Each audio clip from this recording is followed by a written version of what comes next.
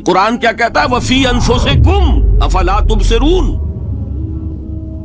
اور تیسری اہم ترین آیات کیا ہے؟ آیات قرآنیہ۔ ان تینوں میں گہرا ربط ہے، آیات آفاقی، آیات انفسی، آیات قرآنی۔ ان میں تدبر کے ذریعے، غور و فکر کے ذریعے انسان ایمان حاصل کرے، یہ ٹاپ کا ایمان ہے، یہ انٹلیکچوئلز کا ایمان ہے، یہ صدیقین کا ایمان ہے۔ نمبر دو، ایک ایمان ہے عوام کے لیے، اس کے دو راستے ہیں۔ نمبر ایک، صاحب یقین کی صحبت، جس کے اندر یہ ایمان پیدا ہو چکا ہو، آپ اس کے قریب رہیے، اگر بھٹی کے سامنے بیٹھیں گے حرارت پہنچے گی، اگر آپ برف کی سل کے قریب ہوں گے ٹھنڈ پہنچے گی۔ صاحب ایمان کی صحبت اختیار کریں گے، ایمان سرات کرے گا۔ یہ ہے عوام کے لیے صحبت، کونوا مع الصادقین، ان کی صحبت اختیار کریں۔ تیسرا ذریعہ ہے جو ہمارے لیے خاص طور پر جو مسلمان پیدا ہوئے، اب ایک بچہ ہے 7 سال کا، آپ نے نماز پڑھنے کی عادت ڈال دی، پڑھ رہا، اگرچہ غیر شعوری عمر سے شروع کر دیا اس نے، روزہ رکھتا ہے، 9 برس کا ہو گیا، روزہ رکھنا شروع کیا۔ یہ اعمال جو ہیں ان سے بھی ایک یقین پیدا ہوتا ہے، جیسے یقین سے عمل پیدا ہوتا ہے ایسے ہی عمل سے بھی یقین پیدا ہوتا ہے۔ جب مداومت کرتے رہیں گے اس پر تو اس سے بھی ایک یقین کی کیفیت انسان میں پیدا ہو جاتی ہے۔ سورہ حجرات میں جو بحث آئی ہے اس کے آخر میں یہی ہے کہ اے نبی، یہ بدو جو دعوے دار ہیں ایمان کے، یہ آپ پر احسان دھر رہے ہیں، یمنون علیک ان اسلموا قل لا تمنوا علی اسلامکم بل اللہ یمن علیکم ان ہداکم للایمان ان کنتم صادقین۔ یہ آپ پر احسان دھر رہے ہیں کہ ایمان لے آیا، نبی ان سے کہیے مجھ پر اپنے ایمان کا کوئی احسان نہ دھرو، اپنے اسلام کا، بلکہ اللہ تم پر احسان دھرتا ہے کہ اس نے تمہیں ایمان کے راستے پر ڈال دیا ہے۔ جب اسلام پر آ گئے ہو تو عمل کرتے رہو گے، ان تطیعوا اللہ ورسولہ، اگر عمل کرتے رہو گے تو اس عمل کے ذریعے سے بھی تمہارے اندر ایمان پیدا ہو جائے گا۔ یہ 3 راستے ذہن میں رکھیے، جو عوام ہے، غور و فکر، سوچ بچار، اس کی صلاحیت نہیں یا مواقع نہیں، ان کے لیے یہ 2 راستے ہیں، یقین بذریعہ عمل اور یقین بذریعہ صحبت۔ یہاں سے اٹھا رہے ہیں لوگوں کو، بار بار یہیں آ جاتے ہیں، آپ یاد اب یہاں پر لیکن نا ان کو دقت ہوتی، یہاں پہ کوئی صاحب پہلے سے روک دیا کرے نا، جو بعد میں گڑبڑ ہوتی ہے۔ تو ایک ایمان ہے انٹلیکچوئلز کا، صدیقین کا، جن کو قرآن کہتا ہے اولو الالباب الذین یعقلون، ان فی خلق السماوات والارض واختلاف اللیل والنہار لآیات لأولی الالباب، ہوش مندوں کے لیے، عقل مندوں کے لیے، غور و فکر کرنے والوں کے لیے، اصحاب دانش و بینش کے لیے ہماری کائنات میں ہماری نشانیاں ہیں، غور کرو اور ہمیں پہچانو، خود اپنے اندر جھانکو اور ہمیں پہچانو، اور ہماری آیات جو ہیں ہمارے کلام کی، اس کی آیات جو ہیں ان میں وہ ایمان رچا بسا ہوا ہے، ان پر غور کرو، غوطہ زنی کرو، قرآن میں ہو غوطہ زن ہے مرد مسلمان۔ یہ ہے ٹاپ کا ایمان، یہ ہے اصل وہ ایمان کہ جو مطلوب ہے۔ اب باقی حضرات جو ہیں ان کے قریب رہیں گے، ایمان حاصل کر لیں گے، اور جو اعمال اللہ نے بتائے ہیں ان پر عمل کرتے رہیں گے، ایمان حاصل۔ اب دوسری بات کی طرف آئیے، نفاق سے کیسے بچا جائے، اس کے لیے بھی 3 عمل ہیں۔ پہلی چیز، اور 2 چیزیں تو وہ ہیں کہ جو سورہ منافقون ہی کے دوسرے رکوع میں بیان ہوئی۔ پریونشن کیسے ہوگی، بچو گے کیسے؟ دوام ذکر، اللہ کو یاد رکھو۔ یا ایھا الذین آمنوا لا تلہکم اموالکم ولا اولادکم عن ذکر اللہ ومن یفعل ذلک فاولئک هم الخاسرون۔ دل کو غفلت میں مت آنے دو، دل غافل ہوگا شیطان کا ڈیرا بن جائے گا۔ وہ دوام ذکر میں، البتہ یہ ذہن میں رکھیے کہ دوام ذکر کا ذریعہ کیا ہے، اس میں مغالتے ہیں لوگوں کو، جو سب سے بڑا ذکر ہے اس کو بھولے ہوئے ہیں، اور جو تیسرے چوتھے نمبر کا ذکر ہے اس کو سمجھ بیٹھے ہیں کہ بس یہی ذکر ہے. سب سے بڑا ذکر، مجسم ذکر قرآن ہے. الذکر انا نحن نزلنا الذکر وانا له لحافظون. وہ الذکر کون سا ہے؟ قرآن.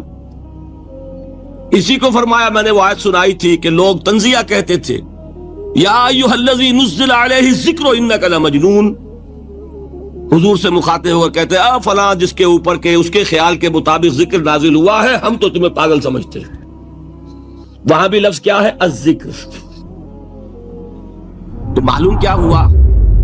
انا انزلنا الیک الذکر لتبین للناس ما نزل الیہم. یہ الذکر ہے. تو اس سے بڑا ذکر کوئی نہیں. تلاوت قرآن، تدبر قرآن، غور و فکر قرآن کا، قرآن کو یاد کرنا. اس پر میرا کتاب چاہے مسلمانوں پر قرآن مجید کے حقوق، اب تو یہاں شاید کوئی کتاب موجود نہیں رہی ہے، بہرحال اگر آپ کو ضرورت ہوتی ہے پاکستان سے منگا لیتے ہیں ہر شے، پڑھیے انشاءاللہ آ جائیں گی چیزیں. نمبر 2 ذکر کیا ہے؟ اقیم الصلاۃ لذکری. نماز کو قائم کرو میری یاد کے لیے. یہ ذریعہ ذکر میں وہ تو ہے ہی مجسم ذکر، اور یہ ذریعہ ذکر میں سب سے اہم ہے. یہ عملی ذکر بھی ہو رہا ہے اور قولی بھی ہو رہا ہے. سورہ فاتحہ پڑھی آپ نے، قرآن شریف کی کچھ آیات پڑھی، پھر رکوع کیا. یہ رکوع جو ہے یہ آپ کا عملی ذکر ہے کہ آپ نے اپنے وجود سے اللہ کی عظمت کو تسلیم کیا. پھر آپ سجدے میں گرے، یہ آپ کا عملی ذکر ہے کہ اپنے وجود سے آپ نے اللہ کی عظمت کو اور تسلیم کیا. تیسری چیز ہے مسنون دعائیں اور مسنون اذکار جو حضور سے ثابت. ہمارے ہاں کیا ہو گیا، مجھے فلاں بزرگ نے یہ چیز بتائی ہے، وہ تو پڑھتے چلے جا رہے ہیں. نہ قرآن سے دلچسپی، نہ اذکار مسنونہ سے دلچسپی. ادعیہ معصورہ. آپ غور کریں گے کہ زندگی کے ہر عمل کے لیے حضور کی دعا موجود ہے. صبح اٹھے دعا ہے، آنکھ کھلتے ہی بیت الخلاء میں داخل ہونے لگے دعا ہے، نکلے دعا ہے، وضو کرنے بیٹھے دعا ہے، فارغ ہوئے دعا ہے، مسجد کے لیے گھر سے نکلے دعا ہے، مسجد میں داخل ہوئے دعا ہے. مسجد میں تو ہے ہی ذکر، نماز ہے، تلاوت ہے. باہر نکلے دعا ہے، گھر میں داخل ہونے لگے پھر دعا ہے. سواری پر سوار ہو رہے ہیں دعا ہے، اتر رہے ہیں دعا ہے، شیشہ دیکھ رہے ہیں دعا ہے، کپڑے پہن رہے ہیں دعا. زندگی کا کوئی عمل نہیں یہاں تک کہ جو تعلق زن و شو ہے، جس کو کہ خالص حیوانی بات سمجھا جائے گا، اس کے لیے بھی دعا ہے. غفلت میں وہ کام بھی نہیں کرتا. سمجھ رہے ہیں آپ؟ اب آپ غور کیجئے، اس میں کوئی اضافی وقت نہیں لگا، کوئی اضافی پوسچر اختیار نہیں کیا آپ نے، یوں بیٹھو، اس طرح بیٹھو، یوں کرو. کوئی آپ کا وقت اضافی نہیں لگا. جو کام کر رہے ہیں اور آپ اللہ کو یاد کر رہے ہیں، اور وہ اللہ کی یاد اس کام کی مناسبت سے ہے. ان ادعیہ معصورہ سے 2 تعلق جڑ گئے انسان کے. دعا کس سے کر رہے ہیں؟ اللہ سے. جڑا کہ نہیں؟ اور یہ الفاظ کس کے ہیں؟ محمد رسول اللہ کے. تو آپ کے 2 تعلق جڑ گئے. آپ اپنی جی سے گھڑ کر دعا مانگیں گے تو پہلا تعلق تو ہو جائے گا، دوسرا نہیں ہوگا. بہتر سے بہتر دعا مانگ لیں آپ. لیکن حضور سے جو معصور اور مسنون الفاظ جب آپ زبان سے نکالتے ہیں تو آپ کا تعلق اللہ سے بھی ہوا بذریعہ دعا، اور وہ الفاظ چونکہ حضور کے ہیں صلی اللہ علیہ وسلم تو حضور کے ساتھ ہوا. یہ تیسرا درجہ ہے. چوتھے درجے میں میں مانتا ہوں کہ ایک ہوتی ہے خاص کسی شخص کے امراض کی تشخیص کرنے کے بعد تجویز. کوئی اگر طبیب ہے، ماہر طبیب روحانی، وہ آپ کو دیکھے گا تو اندازہ لگائے گا کہ آپ میں کیا کمی ہے، اس کے مطابق آپ کو ذکر بتائے گا. بھئی فلاں آیت کا مراقبہ کیا کرو. کسی میں بزدلی ہوتی ہے، کسی میں مال کی محبت زیادہ ہوتی ہے، کسی میں توکل کی کمی ہے، کسی میں شہرت کی خواہش ہے، نمایاں ہونے کا جذبہ ہے، کسی میں تکبر ہے. سب کا ایک سا برس تو نہیں ہوتا نا. تو یہ در حقیقت اندھے کی لاٹھی سے نہیں چلنے والی بات. یہ تو ماہر کی کا کام ہے کہ وہ تجویز کرے کہ تمہارے لیے خاص طور پر ذکر یہ ہے. در حقیقت ہمارے جو یہ سلسلے تھے سلوک کے، یہ بڑے ماہر ہوتے تھے، یہ لوگ بڑے ماہر اطباء تھے.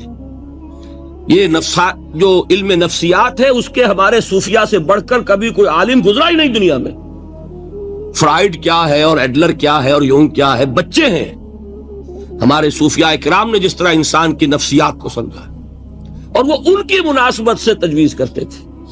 لیکن اس کو رکھا جائے گا چوتھے نمبر پر. جیسے مولانا احمد علی صاحب فرمایا کرتے تھے بھائی اس آیت کا مراقبہ کیا کرو. مراقبے کیا مانی؟ اب ان الفاظ کو بھی ہم نے خام خواہ کچھ خاص ایک شکل دے دی. مراقبہ کیا؟ توجہ کرنا، دھیان کرنا، خاص اس آیت کے اوپر، اس کے معانی پر اپنے ذہن کو جمانا. وہ کیوں ہے؟ تاکہ آپ کے اندر جو کمی ہے اس کی تلافی اس سے ہو. لیکن یہ کہاں آئے گا؟ چوتھے نمبر پر. سمجھ گئے؟ تو نفاق سے بچنے کا ذریعہ، پریونشن کیا ہے نفاق سے؟ دوام ذکر. نہ تمہیں تمہاری اولاد، نہ تمہارے اموال، نہ تمہاری تجارت، نہ کاروبار اللہ کے ذکر سے غافل نہ کر سکے. پنجابی میں کہتے ہیں کہ ہتھ کارول اور دل یارول. کام کر رہے ہیں آپ، لیکن یہ کہ دل اللہ کے ساتھ لگا ہوا ہے. زبان تر ہے اللہ کی یاد سے. جو قرآن یاد ہے، گاڑی میں آپ بیٹھے جا رہے ہیں، 2 گھنٹے آپ کو کار میں لگانے ہیں، قرآن شریف پڑھتے جائیے. اس سے بڑا ذکر ہی کوئی نہیں. یہ ہے پریونشن. اب اگر مرض ہو جائے تو کیا؟ اس کے لیے 2 چیزیں ضروری ہیں. ایک دیکھیے عجیب ہے، یہ نفاق کا علاج انفاق سے. صرف ایک الف لگا نا. انفاق کے معنی اور ہے. یہ بنا ہے کس سے؟ نفقت الدراہم، پیسے ختم ہو گئے، مک گئے. یا نفق الفرس، گھوڑا مر گیا. تو مال کو کھپانا، لگانا اللہ کی راہ میں. اگر دل میں نفاق کی کوئی آلائش آئی ہے تو اس کا ازالہ ہوگا انفاق فی سبیل اللہ سے. مال اللہ کی راہ میں دیجئے، صدقہ کیجئے، خیرات کیجئے، دیجئے، اللہ کے دین میں لگائیے. جتنا لگائیں گے نفاق دھل جائے. اس لیے کہ اصل سبب نفاق کا ہے ہی حب دنیا، دنیا کی محبت. لہذا اس کا ازالہ ہوگا جو سب سے محبوب شے ہے، مال. انہ لحب الخیر لشدید. مال محبوب ترین ہے کہ نہیں؟ لہذا اس کو اللہ کی راہ میں لگائیں گے تو وہ نفاق دھل جائے گا. اور ایک اور چیز ہے جو بہت اہم ہے، بہت ہی شعوری طور پر اس کا اہتمام کیجئے. جس وقت دین کے کسی فرض کی انسان کو سمجھ آ جائے، اس کا شعور پیدا ہو جائے، کہ ڈیلے نہ ہو. ذرا سا ڈیلے جو ہے اس پر عمل کرنے میں، یہ در حقیقت نفاق کو جڑ پکڑنے کا موقع دینا ہے. Immediate action. ایک بات سمجھ میں آ گئی، فوراً عمل کرو. اس میں شیطان کیا کرتا ہے؟ ذرا ٹھہر جاؤ، ابھی دیکھو یہ فرض ہے، یہ ذمہ داریاں ہیں، یہ کرنا ہے، وہ پھر لگا دینا اپنے آپ کو. بہت سے لوگ کہتے ہیں بس یہ ریٹائرمنٹ کے بعد تو سارا میں دین کے لیے وقف کر دوں گا. اول تو خدا کے بندے تمہارے اندر رہ کیا جائے گا ریٹائرمنٹ کے بعد؟ سارا تو کھپ چکو گے، رہ کیا جائے گا؟ دوسرے یہ کہ یہ بھی جان لیجئے کہ کار دنیا کسے تمام نہ کر. ریٹائرمنٹ کے بعد کون فارغ ہو جاتا ہے؟ بیٹوں بیٹیوں سے فارغ ہوئے تو پوتے پوتیاں موجود ہیں، نواسے نواسیاں موجود ہیں. کبھی بھی وہ بوجھ ختم نہیں ہوتا زندگی کا. وہ تو یہ کہ آج بات سمجھ میں آئی ہے تو آج عمل ہونا چاہیے. قرآن مجید میں سورہ انعام میں بڑی شدید وعید آئی ہے. الفاظ ہیں یہ، وَنُقَلِّبُ أَفْئِدَتَهُمْ وَأَبْصَارَهُمْ كَمَا لَمْ يُؤْمِنُوا بِهِ أَوَّلَ مَرَّةٍ. انسان پر ایک حقیقت کا انکشاف ہوا کہ یہ بات حق ہے، فوراً تسلیم کرے. کسی مصلحت کی وجہ سے، کسی بزدلی کی وجہ سے، کسی لالچ کی وجہ سے، کسی اپنی سیادت یا قیادت کی وجہ سے. کیسے مان لوں؟ لوگ کہیں گے کہ یہ نیچے ہو گیا، وہ اونچا ہو گیا جس کی بات مانی. کسی وجہ سے رک گئے تو اللہ تعالیٰ اندر سے وہ جو استعداد ہے حق کو پہچاننے کی وہ سلب کر لیتا ہے. دوسری بات یہ جان لیجئے، ہمارے دین میں ناقابل عفو جرم کون سا ہے؟ 2 مرتبہ بیان فرمایا گیا سورہ نساء میں صرف، ان اللہ لا یغفر ان یشرک بہ ویغفر ما دون ذلک لمن یشاء، اللہ تعالیٰ اسے تو ہرگز نہیں بخشے گا کہ اس کے ساتھ شرک کیا جائے، ہاں اس سے کم تر جس کو چاہے گا معاف فرما دے گا۔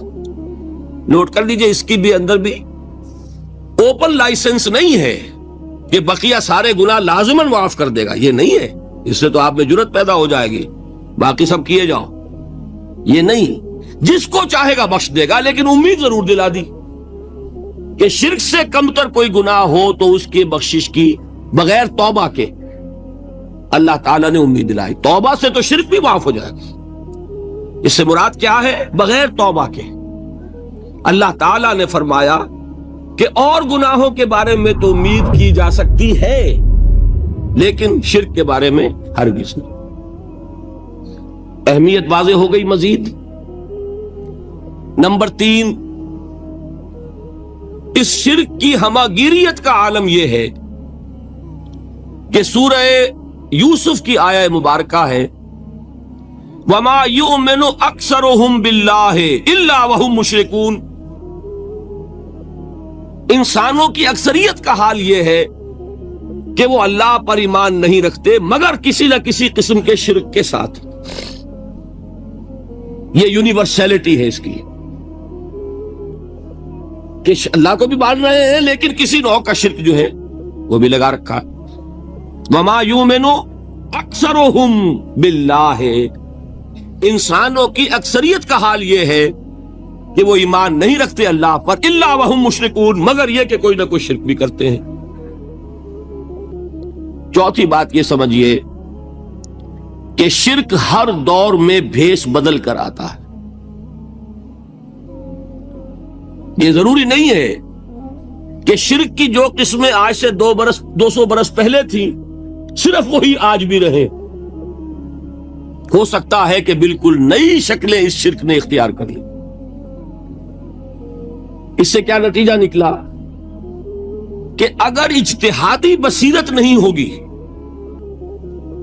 تو ہو سکتا ہے کہ ایک شخص جو ہمارے سابق علماء نے لکھ دیا کہ یہ چیز شرک، یہ چیز شرک، یہ چیز شرک، یہ چیز شرک، آج سے 500 برس پہلے کا انسان بڑے سے بڑا عالم دین اپنے زمانے کے شرک کو پہچان کر تو لکھ سکتا ہے، اس سے تو آپ بچ رہے ہیں۔ امام ابن تیمیہ نے اس کو شرک قرار دیا، اس کو شرک قرار دیا، اس کو شرک قرار دیا، کوئی شخص ہے جو اس سے تو بچ گیا۔ امام صاحب کی دی ہوئی بصیرت سے اس نے ان جو اقسام ہے شرک کی ان کو پہچان لیا، لیکن یہ عین ممکن ہے کہ آج کے شرک کو وہ نہ پہچان رہا ہو، اپنی جگہ وہ سمجھ رہا ہو اپنے آپ کو بہت بڑا موحد، جبکہ اس دور کا جو شرک ہے اس میں ملوث ہو۔ اس کو میں نے کہا ہے کہ اس شرک کے بارے میں بڑی اجتہادی بصیرت کی ضرورت ہے۔ فارسی کا ایک شعر ہے، بڑا پیارا شعر ہے، بہر رنگے کے خواہی جامہ می پوش، من انداز قدت رامی شناسم۔ اپنے محبوب سے کہہ رہا ہے شاعر کہ تم جس طرح کا چاہو لبادہ اوڑھ لو، میں تمہیں تمہارے قد سے پہچان لوں گا، کتنا ہی چھپا لو اپنے آپ کو، کیسے ہی لباس بدل لو، بہر رنگے کے خواہی جامہ می پوش، من انداز قدت رامی شناسم، میں تمہارے قد سے تمہیں پہچانوں۔ یہ اگر بصیرت نہ ہو کہ شرک کو اس کے قد سے پہچان سکیں آپ، اس کے لیے ضرورت ہے اصولوں کی۔ دیکھیے جس طرح الجبرا کے اصول ہوتے ہیں، فارمولا ہے، فارمولا ہاتھ میں آ گیا، مسئلے حل کرتے چلے جا رہے ہیں، آپ اپلائی کرنے کی دیر ہے فارمولے کے۔ اگر آپ نے صرف گنتی کر کے کسی زمانے کے شرک وہ تو سمجھ لیے، لیکن وہ بصیرت باطنی حاصل نہیں ہوئی، اجتہادی بصیرت، وہ اصول ہاتھ میں نہیں آئے کہ جس سے آپ پہچان سکیں، تو ہو سکتا ہے کہ اس دور کے شرک کو آپ نہ پہچان سکیں۔ اس کے لیے ضرورت ہے کہ اصل اصول ہاتھ میں آ جائیں تاکہ اصولوں کو اپلائی کریں۔ ایک بات مجھ سے اور سن لیجئے، میرا اپنا یہ تاثر ہے، ہمارے دین میں خیر، بھلائی، نیکی، چاہے وہ نظریے کی ہو، علم کی ہو، عقیدے کی ہو، عمل کی ہو، اخلاق کی ہو، وہ سب کیا ہے؟ وہ توحید ہی کے شجرہ طیبہ کی شاخیں ہیں، اور شر، برائی، گمراہی، خیالات کی ہو، نظریات کی ہو، علم کی ہو، عقیدے کی ہو، عمل کی ہو، اخلاق کی ہو، سب کے ڈانڈے شرک کے شجرہ خبیثہ سے ملتے ہیں۔ اس شجرہ خبیثہ کے برگوبار ہے جو بھی برائی ہے، عمل کی یا علم کی، اور اس شجرہ طیبہ کے برگوبار ہے جو بھی خوبی ہے، عمل کی یا عقیدے کی۔ یہ میرا تاثر ہے، اور جب تک اس انداز میں وہ آپ کو اندرونی رشتے ظاہر نہیں ہوں گے، آپ پر منکشف نہیں ہوں گے، وہ اجتہادی بصیرت جو ہے پیدا نہیں ہو سکے گی۔ اب آئیے ایک اور بات دیکھیے، شرک میں اور الحاد میں کیا فرق ہے، یہ بھی ہم نہیں سمجھتے۔ الحاد، مادہ پرستی، وہ کیا ہے؟ ایتھیزم، کسی بھی خدا کا انکار۔ ہمارے آج کے دور کی سب سے بڑی گمراہی یہ ہے۔ شرک کیا ہے؟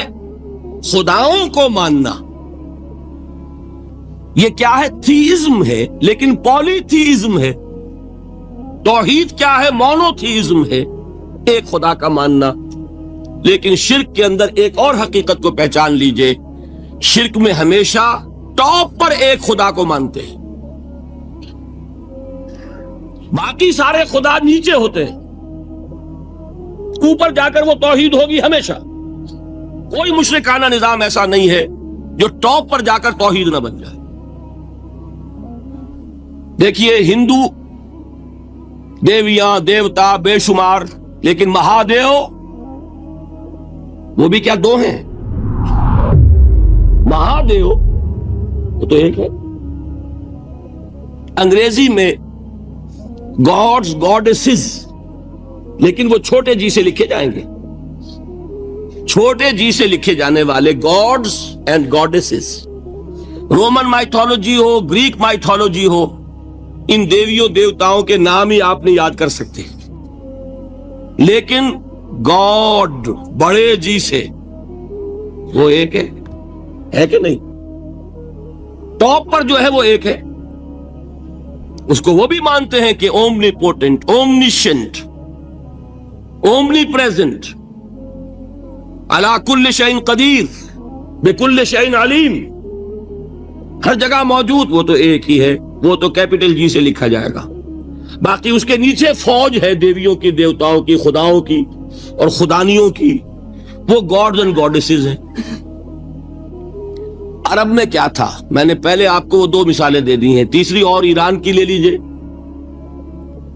خیر کا خدا اور شر کا خدا اور، ایک یزداں، ایک اہرمن، ٹھیک، سنویت ہو گئی نا، دو خداؤں کو مانا، لیکن وہی ہے جو خدائے خدائے گاں، خداؤں کا خدا، اس کو ایک ہی مانتے ہیں۔ یہی معاملہ عرب میں تھا، اللہ وہ ایک ہی تھا ان کے ہاں۔ قرآن میں آتا ہے، ان سے پوچھئے وَلَئِن سَأَلْتَهُم مَّنْ خَلَقَ السَّمَاوَاتِ وَالْأَرْضَ لَيَقُولُنَّ اللَّهُ، جب ان سے کہا جاتا ہے کہ کس نے پیدا کیا آسمان اور زمین کو، یہ فوراً کہیں گے اللہ نے۔ فَأَنَّىٰ يُؤْفَكُونَ، تو یہ ماننے کے بعد کدھر جا رہے ہیں؟ وہ کیا کہتے تھے کہ وہ بڑا اللہ تو ایک ہی ہے، لیکن چھوٹے آلہہ ہیں۔ آلہہ اور اللہ میں وہی فرق ہے جو کیپٹل جی کا گاڈ اور چھوٹے جی سے گاڈز اینڈ گاڈیسز، وہی فرق ہے کہ جو مہادیو اور دیویوں اور دیوتاؤں میں ہے، وہی وہاں تھا۔ اللہ وہ ایک اور سپریم، سب سے بالا تر، اس سے اوپر کوئی نہیں، تخلیق میں اس کا کوئی ساجی نہیں، لیکن اس نے کچھ آلہہ ہیں جنہیں کچھ اختیارات تقسیم کیے ہوئے ہیں، کچھ اس کے لاڈلی ہستیاں ہیں جو سفارش کر سکتی ہیں۔ بس یہ شرک تھا مشرکین مکہ، بات سمجھ رہے ہیں؟ اس کا جائزہ لیں گے تو آپ کو، اور جو آج شرک کی اقسام میں بیان کروں گا اس کو ہاتھ میں لیں گے تو کسی موحد کا تلاش کرنا مشکل ہو جائے گا۔ ڈھونڈ اب ان کو چراغ رخ زیبا لے کر، آج جن کا نام مسلمان ہے ان کی اکثریت کسی نہ کسی نوع کے شرک میں مبتلا ہے۔ اب آئیے اقسام شرک۔ اقسام شرک میں بھی وہی کیفیت ہے جو نفاق کے بارے میں نے عرض کی تھی کہ ایک تقسیم یہ ہے جو علماء نے کی ہے، ایک ہے عقیدے کا نفاق، ایک ہے عمل کا نفاق۔ اسی طرح ایک ہے عقیدے کا شرک، ایک ہے عمل کا شرک۔ عقیدے میں نہیں ہے، عمل میں ہے۔ ایک تقسیم آپ نے سنی ہوگی شرک جلی، شرک خفی۔ ایک ہے ننگا شرک، کھلم کھلا شرک۔ ایک ہے چھپا ہوا شرک جو نظر نہیں آتا۔ لیکن ایک مغالطہ اپنے دل سے نکال دیجئے، بعض لوگ شرک خفی کو شرک نہیں سمجھتے، یہ بہت بڑی غلطی ہے۔ اگر وہ شرک نہ ہوتا تو حضور اسے شرک نہ کہتے، کوئی اور لفظ۔ عربی زبان کا دامن جو ہے محدود نہیں ہے، پھر اس کے لیے کوئی اور لفظ اختیار فرمایا جاتا ہے وہ شرک۔ لیکن ایک شرک ہے جلی جو نمایاں ہے، نظر آ رہا، ایک ہے شرک خفی جو نظر نہیں آ رہا۔ اور وہ کتنا خفی ہو سکتا ہے اس کی ایک مثال دی حضور نے۔ شرک خفی اتنا خفی ہو سکتا ہے، ذرا مبالغہ دیکھیے جو حضور نے بات کو سمجھانے کے لیے مثال میں جو مبالغہ اختیار فرمایا۔ ایک سیاہ اندھیری رات میں ایک سیاہ پتھر پر ایک سیاہ چیونٹی کو رینگتے ہوئے دیکھنا جتنا مشکل ہے، اتنا ہی شرک خفی کا پہچاننا مشکل ہے۔ بتائیے، آپ نے فرمایا انا افصح العرب، میں عرب کا فصیح ترین انسان ہوں، اس سے آگے کوئی مثال دی جا سکتی؟ اندھیری رات، تاریک رات، پتھر سیاہ، چیونٹی سیاہ، کون دیکھ سکتا؟ جتنا اس کو دیکھنا ناممکن ہے اتنا ہی شرک خفی کا پہچاننا مشکل ہے۔ گویا کہ اس سے تو اللہ ہی بچائے گا تو انسان بچے گا۔ ایک آخری بات تمہیداً اور عرض کر دوں، پھر میں چلوں گا اقسام پر۔ میری جو باتیں آپ کے سامنے آئی اس سے ایک منطقی نتیجہ نکلتا ہے، کوئی شخص اگر حقیقتاً شرک سے بچ جائے، واقعتاً شرک سے بچ جائے، ہر قسم سے بچ جائے، اس سے بھی اوپر کوئی انسان ہوگا۔ گویا کہ یہ آخری منزل ہے، یا یوں کہیے کہ جس شخص کے بارے میں اللہ تعالیٰ یہ مان لے کہ میرا یہ بندہ شرک سے بری ہے، اس سے بڑی سند کوئی ہے؟ دی ہائیسٹ ٹیسٹیمونیل، سب سے بڑی سند، سب سے بڑی تعریف جو بندے کی ہو سکتی ہے وہ کیا ہے؟ یہ مشرک نہیں۔ یہی وجہ دیکھیے آپ قرآن مجید میں حضرت ابراہیم کے ذکر میں دیکھیں گے، ابراہیم کا مقام کیا ہے؟ خلیل اللہ، ابو الانبیاء، امام الناس، تین نسبتیں ہیں، تینوں بڑی عظیم۔ اللہ کے ساتھ نسبت کیا ہے؟ خلیل، واتخذ اللہ ابراہیم خلیلا۔ ابو الانبیاء، کتنے نبی ہیں ان کی نسل میں؟ اسحاق اور اسماعیل سے چلیے، پھر یعقوب اور یوسف، اور پھر چلیے موسیٰ اور ہارون، اور پھر چلیے سارے انبیاء بنی اسرائیل کے، حضرت عیسیٰ، پھر یہاں تک کہ محمد الرسول اللہ کس کی اولاد ہے؟ ابراہیم کی، ابو الانبیاء۔ اور نمبر 3، انی جاعلک للناس اماما، امام الناس۔ اور قرآن میں جو سب سے بڑی سند انہیں دی جاتی ہے وہ کیا؟ وما کان من المشرکین۔ تو ابراہیم مشرکین میں سے نہیں تھے۔ معلوم ہوا کہ یہ سب سے بڑی سند ہے، سب سے بڑا سرٹیفکیٹ ہے، سب سے بڑا ٹیسٹیمونیل ہے جو اللہ کی طرف سے کسی کو مل جائے۔